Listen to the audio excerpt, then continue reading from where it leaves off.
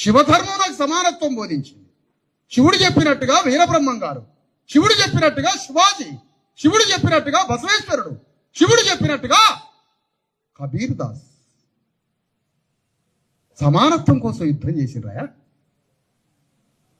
వాళ్ళ లెగసీ నేను తీసుకోవద్దా? వాళ్ళ వారసత్వం నేను తీసుకోవద్దా? శివుడు అసమానత్వం చెప్తే నేను వదిలేస్తా.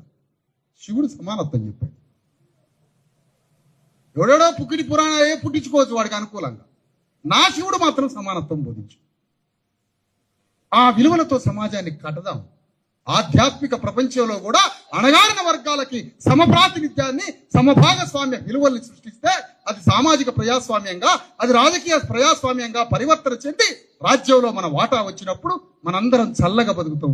దేవుడు కూడా చల్లగా బతుకుతాడు. మన దేశం మీదకి ఎవడు రాడు.